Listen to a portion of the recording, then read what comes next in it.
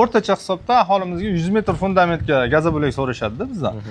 Hozir shuni gazoblokdan 100 metrga qancha ketadi, usta qancha vaqtda uradi, unga qancha kilo ketadi, hamma summalari bilan, vaqti bilan, g'isht bilan taqqoslagan holda sizga chiqarib beraman. Odamlarga bir tushuncha paydo bo'lishi uchun, misol uchun, haqiqatan ham bu nimaga tez ko'tarilyapti, sifatlimi, sifatsizmi degan savollarga javob berib o'tamiz. Gazoblokni birinchi hisoblab beraman. Bir qatoriga 166 ta gazoblok ketyapti. Endi o'rtacha balandligini 3 metr olamiz. 15 qator bo'ladi. Shunda 2500 dona gazoblok ketyapti. Общий 100 metr fundamentimizga. Endi o'tgan safar ham aytganmiz, eshik derazadan chiqqanini zardivorga ishlatib yuboramiz. Shunda minus plus qilmaymiz, g'ishtni ham xuddi shunaqa hisoblaymiz. Endi biz shahar ichida 10 km diametrgacha 18 ming so'mdan 600 marka sertifikatlariga ega gazoblokni 18 ming so'mdan dastlabki qilib beryapmiz. Endi qarang, ustalar domlarda birinchi etajdan 10-chi etajning farqi yo'q, ularga kiram berishadi. Donasini 5 ming, 6 ming so'mdan urishadi. Endi biz buni dom qilmaymizda, aholi mayli 7 ming so'mdan qimmatroq hisoblaymiz. Har bitta gazoblogimizga 1 kilo kafein kili ketadi. Uni ham o'zimiz beramiz, bizda o'zimizda bor, 25 ming so'mdan, bu 1000 so'mdan tushadi. 1000 so'mdan kafein kiliga qo'shiladi, 7 ming so'mdan usta haqiga qo'shiladi. Bu degani 8 ming so'm yana qo'shiladi. 18 ming so'mga yana 8 ming so'm, bu degani 26 ming so'm. Endi 2,5 mingni ko'paytiramiz 26 ga. Shunda bizga 65 million so'mga gazoblogimiz boryapti, devor bo'lib qad ko'tarilyapti. 100 metrga. 100 metrga bu usta puli ham ketdi, gazoblok olib borish xarajati ham ketdi, kafenikili ham ketdi. Endi buni g'isht misolida ko'rib chiqamiz. G'ishtimizni bir qatoriga 1 metrga 12 ta g'isht ketadi. 100 metrda 12 ga ko'paytiramiz, bir qatoriga 1200 ta g'isht ketyapti. 3 metr bo'lish uchun 39-40 qator urish kerak bo'ladi g'ishtni. G'isht 6-7 deyishingiz mumkin. Rastvori 1-2 santi bo'lgan hisobiga 39-40 qatori, shunda 3 metr bo'ladi. Buni ko'paytiramiz 40 ga. 48 mingta pishgan g'ishtimiz ketyapti. Hozir o'rtacha 800 so'm, 900 so'm atrofida g'isht yetkazib berishyapti. Endi biz arzon narxini olamiz, 800 so'm deymiz. Endi buni urish xarajati bor ustalar, 600 so'mdan shu 800 so'm, 900 so'm, 1000 so'mgacha ketadi. O'rtacha biz endi 700 so'm olamiz mayli, arzonroq olamiz. Bunga endi rasvorga urish mumkin g'ishtni, turpoqqa urish mumkin. Misol uchun rasvorga ursa qimmatroq chiqadi, turpoqqa ursa arzonroq chiqadi. Biz ikkovini o'rtasini olamizda, har bitta g'ishtga 100 so'mdan turpoq xarajatini qo'shamiz. Mabodo obunachilarimiz yoki tomoshabinlar bu qimmat-ku desa, rastvor bilan turpoqni o'rtasini olib ketishaveradi. Rastvor qilsa 100 so'm yetmaydi, turpoq qilsa arzonroq bo'lib o'tishi mumkin.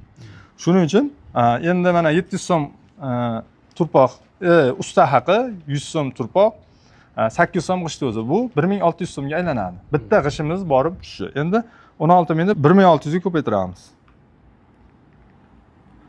Shunda 76 million 800 ming so'mga g'ishtimiz borib, o'sha 100 metr fundamentimizga o'rnashdi. Endi buni ustani vaqtini hozir hisoblab beraman. Endi bundan 65 millionni ayirsak, misol uchun ekonom, bu hali hamma ekonom emas bu. 11 million 800 ming so'm Pul bo'yicha ekonom. Pul $1000 ekonom bo'ldi. $1000 ekonom bo'ldi. Hozir kursimiz ham shunga kelib qoldi.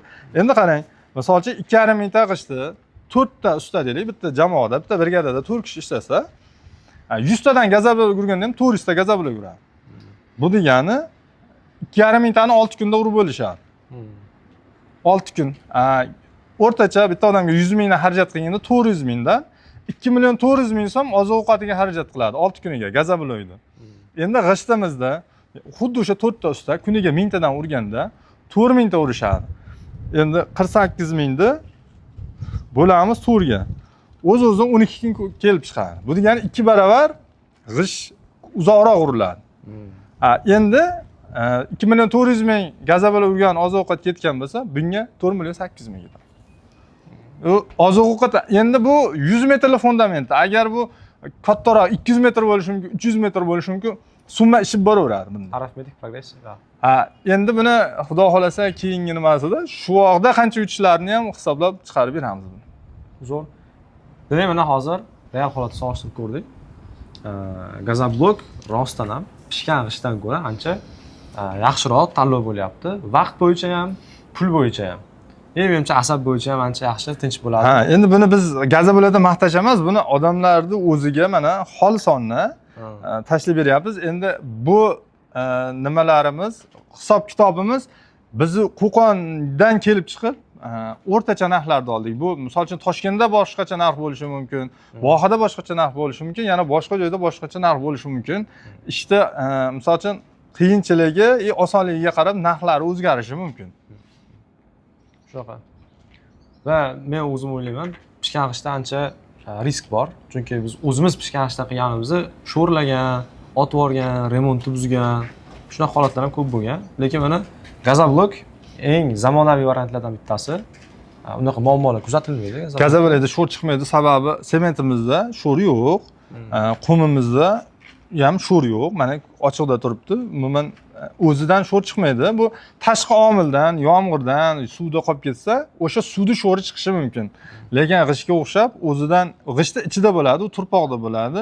Oldinlari barham turpoqlar bo'lardi, quyoshda kuyib yotardi. Uni olib kelib g'isht zavodlar ishlatardi. Hozir unaqa barham zavodlar qolmadi. Hozir hamma absolyutni zavodlardan olishyapti-da turpoq. Yaxshi kuygan turpoq yo'qligi hisobidan sho'rlar ko'payib ketdi. Shunaqa. Xullas, mana ochiq oydin ma'lumotlar sizga havola qilindi. Qaror qabul qilish o'zingizda qoldi. Gazablok tanlaysizmi, g'isht tanlaysizmi? Bu o'zingiz tanlovingiz. Mabodo Gazablok tanlashni qaror qilayotgan bo'lsangiz, mana Arkon Gazablok sizga eng sifatli 600 markadagi sertifikatlari bilan Gazablokni sizga yetkazib berishadi. Bemalol aloqaga chiqib olasizlar. Va keyingi videolarimizda aynan qanaqa savollaringizga javob beraylik, buni ham kommentariyada yozib ketsangiz, albatta bularga ham to'xtalib o'tamiz.